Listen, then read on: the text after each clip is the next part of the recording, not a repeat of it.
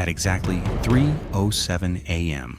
on Büyükada, the wind suddenly stops, and the sound of a single door slamming echoes from the depths of a massive wooden building.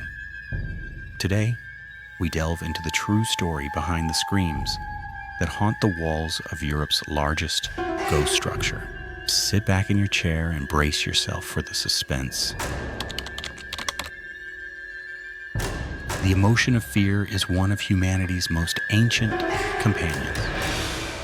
From sounds emerging in the pitch black of night to whispers heard in vacant spaces, man interprets every phenomenon he cannot grasp through the lens of fear. In time, these fears evolve into legends, and stories are born, passed down through generations. Many consider paranormal events to be part of this process, claiming humans invented them to feed their fears.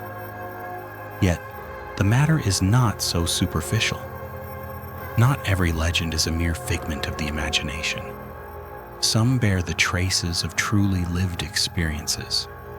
An event witnessed by someone, felt so deeply they paid a price for it, transforms into a narrative and etches itself into the collective memory of others. This is why the stories we pass on are nourished not just by fear, but by the shadows of lived realities.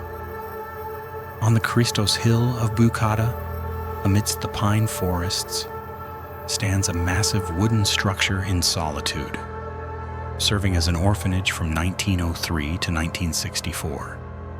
The Prinkipo Greek Orphanage, with its hollow windows and facade turning to black, holds the title of the largest wooden building in Europe and the second largest in the world. For over a century, this grand structure has defied wind, rain, and earthquakes, yet it casts a peculiar unease upon those who look from afar. Standing like a ghost in the silent forest, even in broad daylight, the building transforms into a stage for a horror script as night falls. Known among islanders as the Ghost Building, this abandoned relic seems to carry the echoes of the past in the darkness. Over the years, the rumors surrounding it, the strange sounds reported, and its somber history have turned this wooden titan into one of Istanbul's most eerie locations. Now we shall embark on an exploration into the history of this silent witness.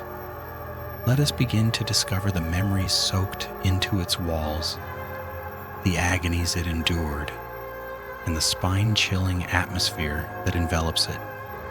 The true history hidden beneath this century-old wooden structure is inextricably intertwined with legends. The story of the Büyükada Greek Orphanage awaits us, dreams of grandeur and the gamble of fate. As the Ottoman Empire took steps toward modernization, a magnificent structure was erected on Büyükada, one of the Prince's Islands.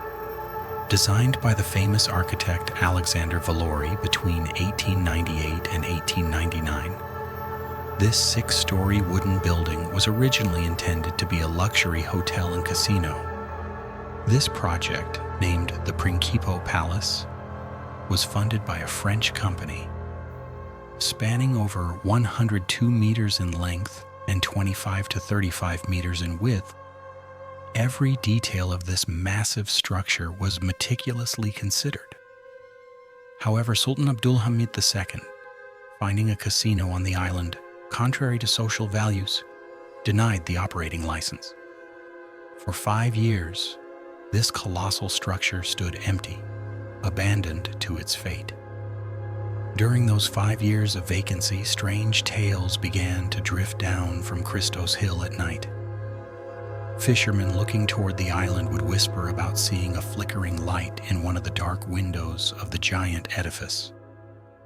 Those passing nearby claimed to hear the faint, indistinct sound of music coming from within. Yet there was neither light nor soul inside. These ghostly traces echoing in the desolate halls froze the blood of the islanders. Some told of a watchman who, after locking the doors, witnessed spirits wandering the walls at night. Others claimed that the never-opened casino of Prinkipo Palace was hosting spectral guests. From the very beginning, the dark corridors of the abandoned giant radiated an air of mystery, a sanctuary for the fatherless. In 1903, the building underwent an unexpected transformation. The Greek Orthodox Patriarch of Constantinople, Joachim III, sought to utilize this vacant building as an orphanage. Since the Greek orphanage, then operating within the Büyükada Greek Hospital in Yedikul, had been damaged in the 1894 earthquake, a new home was desperately needed. Thus, by a twist of fate, the structure built with dreams of luxury and leisure was transformed into a sanctuary for orphan children. On May 21, 1903, the Prinkipo Greek Orphanage was officially inaugurated. The Ottoman administration supported this charitable endeavor. Sultan Abdulhamid himself donated 146 gold coins, exempted the institution from taxes, and ordered a regular daily supply of meat and bread. The orphanage gained a new meaning, not just through its architecture, but through the lives it sheltered. However, the corridors, once accustomed to cheerful laughter, the voices of children, and the sound of the school bell, would later bear witness to very different sounds as history's stormy tide rolled in. For a time, all seemed well. Witnesses of the era recalled their days there, saying, "We were all brothers. We were very well cared for." But this peaceful nest could not escape the approaching storms of the outside world. The year 1915 was a turning point. The children were moved to another orphanage in Büyükada. The scurrying of orphans was replaced by the cold footsteps of war. The building was soon converted into military barracks. First, students of the Kuleli Military High School were stationed there, followed by German soldiers, allies of the Ottomans.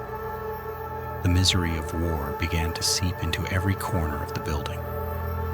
Later, as Istanbul fell under occupation during the chaos of the armistice of Mudros, Greek immigrants sent to the island by the Allied forces were settled there. It became a temporary shelter for refugees fleeing the devastation of war. Soon after, a group of white Russian refugees fleeing the 1917 Bolshevik Revolution also took refuge in the orphanage for a short time.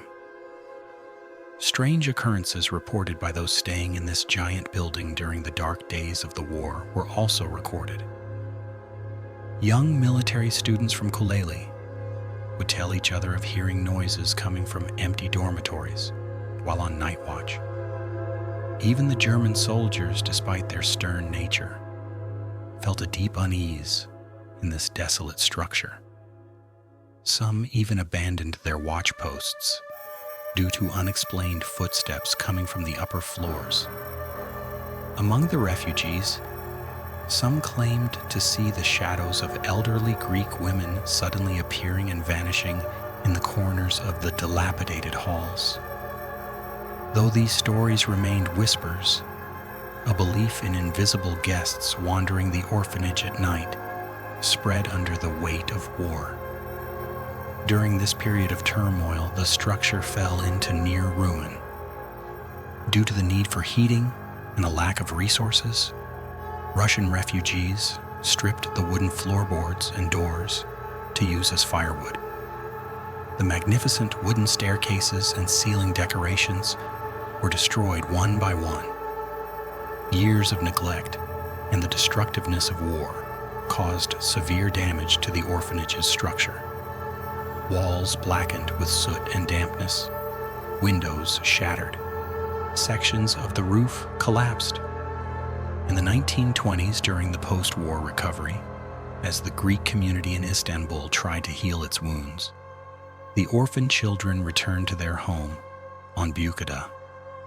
Throughout the 1920s and 30s, The orphanage was kept alive through great hardship.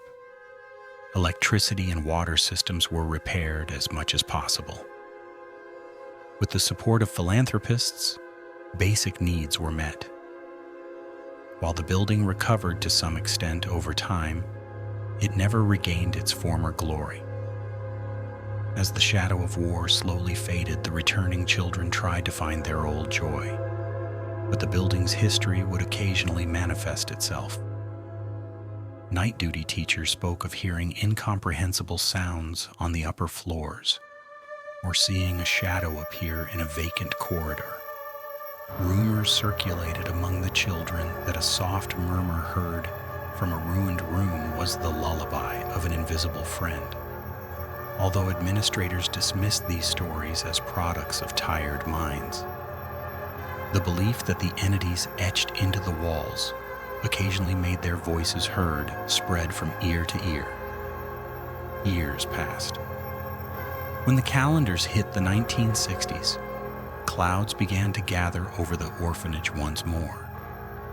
In April 1964, an official notice arrived at the orphanage gates, a virtual death warrant. This order, dated April 20th, 1964, demanded the complete evacuation of the building within 2 days, citing fire hazards in the surrounding pine grove.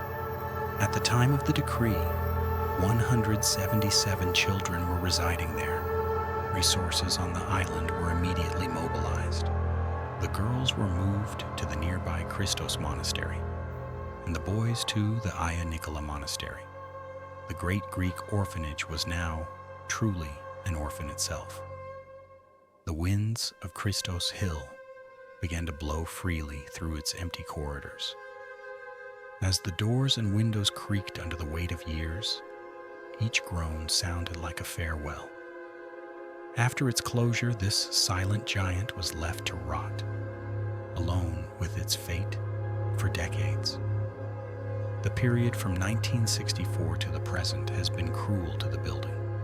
Since Christos Hill offered little protection against the elements, the structure spent decades like a ship, battling storms in the open air. On nights of fierce gales, islanders would hear the howling from the hill and tell each other, "The orphanage is moaning again." While these howls were usually the work of the wind, other things happened on certain nights. On a cold winter night in the 1970s, as a storm gripped the island, lightning strikes momentarily illuminated the massive silhouette of the orphanage. At that moment, several residents, looking toward the hill, claimed to see the silhouette of a small girl in one of the vacant windows. Startled, they looked again, but the dark window was empty. Some said they heard a thin scream mingling with the howl of the wind that same night. They could not forget that terrifying moment for a long time. Following these events, the rumor of the ghost girl spread across the island. Whenever a storm broke, that night would come to mind. In 1980, one of the greatest disasters struck the building. A massive fire caused serious damage to the already dilapidated structure. The exact cause was unknown. Perhaps lightning, perhaps trespassers trying to light a fire inside, or perhaps the wood spontaneously ignited. As flames engulfed the wooden building, a black cloud of smoke rising from the hill became visible from miles away. By the time the fire brigade arrived, much of the interior had turned to ash. When the fire was finally extinguished, all that remained were skeletal blackened walls and charred memories. During that night of fire, amidst the crackling of flames and the collapse of roofs, the anxious crowd gathered in the island center claimed to hear hair-raising sounds they could not believe. Sounds resembling thin, childish screams pierced the night for a moment, freezing everyone's blood. Yet, there was no one inside during the fire. One firefighter claimed to see white silhouettes briefly in one of the upper floor windows while trying to douse the flames. The fragile structure remaining after the fire continued to take hits in the following years. When Istanbul shook during the 1999 Marmara earthquake, the orphanage took its share of the blow. The already weakened support system creaked. Collapses occurred in some sections. It did not fall completely, but the risk of total collapse became imminent. Over the years, parts of the building collapsed on their own. Fragments of ceilings fell to the floors. Wide cracks appeared on the facade. Thieves and treasure hunters didn't leave the ruined structure alone either. During periods when entry was easy, some wooden ornaments were stolen and metal parts stripped. However, the stories told by those who went inside in search of treasure were equally chilling. In 2003, 3 young treasure hunters who secretly entered the orphanage at night with flashlights bolted out in a panic hours later. Out of breath, they claimed they heard sinister laughter coming from the wall of a room, and that a shadowy entity rushing toward them in the darkness had chased them. One of them broke a leg falling into a stairwell while fleeing. His friends insisted he was pushed by an invisible hand. This incident seemed to confirm rumors that jinn are guarding the treasure, and the terrifying experience quickly turned into a new legend that kept the curious away. While the fate of the orphanage hung in limbo, ownership issues finally began to be resolved. In 2005, the Ecumenical Patriarchate applied to the European Court of Human Rights for the return of the building's title deed. After a long legal battle, ownership was officially returned to the Patriarchate in 2010. Beyond historical facts, a world of legends surrounds the Prinkipo Greek Orphanage. The building's long-standing abandonment, its eerie silhouette on stormy nights, and the agonies of its past have birthed various horror stories over the years.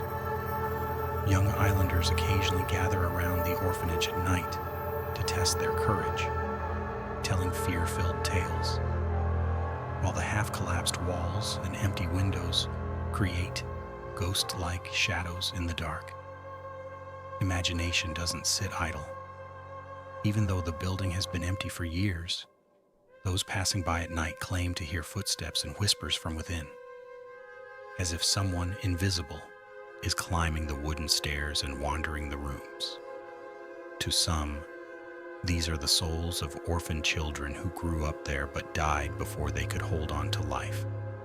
Another terrifying belief, passed down through generations, is known as the 0307 phenomenon. Legend has it that at this exact minute, 0307, the wind surrounding Christos Hill suddenly ceases. It is as if the island holds its breath for a moment. Those who listen to the silence say they hear a single door slam, followed by a muffled, thin, childish wheeze. Because these sounds are allegedly heard at the same minute every time, they have become synonymous with 307, which is called the building's hour of death.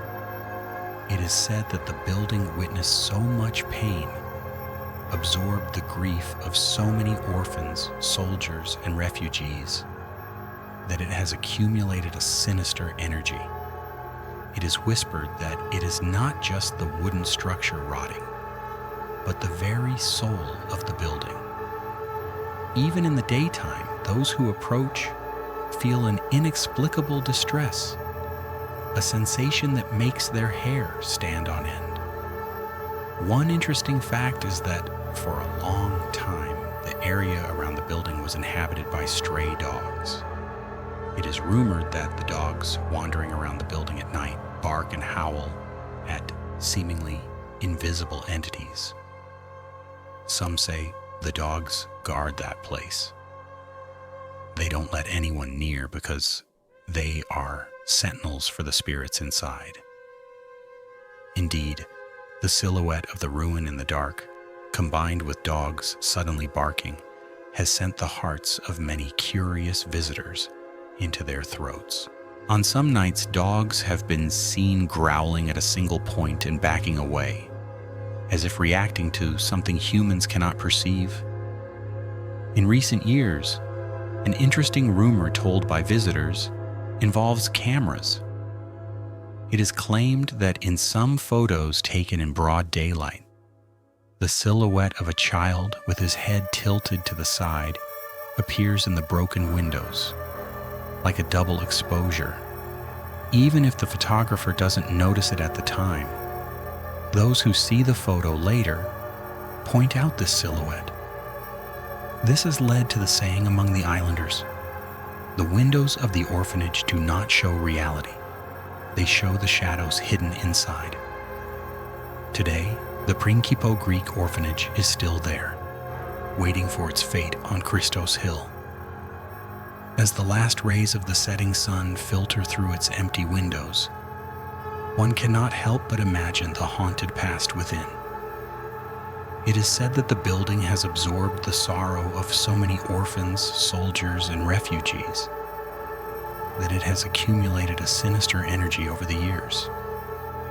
Some say it isn't just the wood that is rotting, but the very soul of the structure itself. Even in broad daylight, those who approach are often overcome by an inexplicable sense of dread, a sensation that makes the hair on their necks stand on end. As strange as it may sound, some local legends even suggest that after the building was completely abandoned, it became a sanctuary for jinn. There are those who believe this massive ruin, isolated in the middle of a silent forest, has become a home for dark spirits and supernatural entities. While these rumors remain unverified, they are more than enough to strike terror into the hearts of any youths brave enough to venture there at night.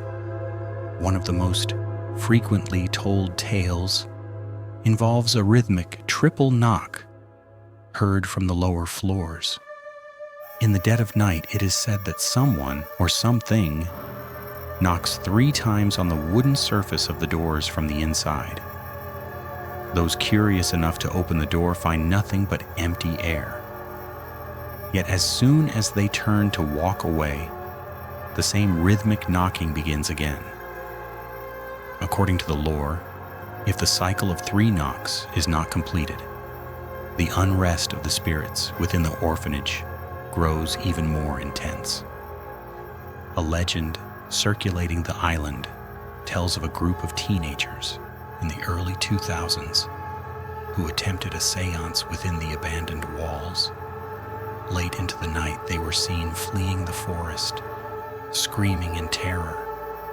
One of the boys, after regaining his composure the next day, claimed he encountered a tall silhouette with eyes that glowed like burning embers. The entity allegedly approached him, speaking in a suffocating, distorted voice. His friends recounted how he had suddenly spiraled into a frenzy, running from an invisible force as if he were being hunted. For those who love a good ghost story, this was pure gold. Some even exaggerated the tale, claiming the jinn had fully claimed the orphanage, slamming doors and establishing their own realm within its halls.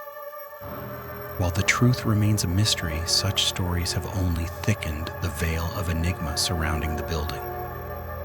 Another curious fact is that for a long time, the perimeter of the building was inhabited by a pack of stray dogs. It is rumored that at night, these dogs would bark and howl at seemingly invisible figures. Some islanders say the dogs protect that place. They don't let anyone near because they are the sentinels for the spirits inside. Indeed, the silhouette of the ruins combined with the sudden fierce barking of dogs has sent many a curious wanderer's heart into their throat. On certain nights, dogs have been seen growling at an empty spot and backing away in fear, as if reacting to something humans cannot perceive. For years, this pack served as the unofficial guardians of the building, silently trailing intruders before suddenly erupting in barks to drive them away. The area around the abandoned orphanage is enclosed by high iron fences and dense pine trees. Those who wander nearby at night speak of whispers and shadows moving behind the vacant windows. While these accounts are undoubtedly legends and rumors, each story serves as a reflection of the building's tragic past. People fill the silence of this place, abandoned to loneliness for so long, with the only thing they have, their imagination. Elderly islanders recall being terrified to even go near the building as children, kept away by stories of the screams of children who died in the orphanage fire. Though official records show no such fire while the orphanage was operational, the legend persists. Wow! On windy nights, the gale whistling through broken glass sounds remarkably like a human moan or a distant cry, reinforcing the feeling that there is someone or something still grieving inside. In recent years, paranormal researchers and curious investigators have tried to enter the orphanage. Some have attempted to set up cameras for overnight recordings, but most were stopped by legal barriers or the dangerous, crumbling conditions of the interior. Nevertheless, videos circulating online claim to show mysterious shadows and dark figures darting from room to room. Perhaps the most haunting modern rumor involves photography. Visitors claim that in photos taken during the day, a silhouette of a child with a tilted head can sometimes be seen in the windows, resembling a double exposure. Even if the photographer doesn't notice it at the time, those who view the images later point it out. This has birthed a chilling saying among the locals: "The windows of the orphanage do not reflect the world. They reveal the shadows hidden within." Even today, the island youth suggest the orphanage as the ultimate test of courage. Some only make it as far as the gate before turning back. Official entry is strictly forbidden. The building is fenced off and poses a life-threatening risk due to the danger of collapse. Yet the danger only adds to its mystique. The orphanage lives on not just as a structure of wood and nails, but as a living collection of legends. Today, the Great Greek Orphanage still stands on Christos Hill, waiting for its fate. As the last rays of the setting sun filter through its hollow windows, one cannot help but imagine the haunted history breathing inside its walls.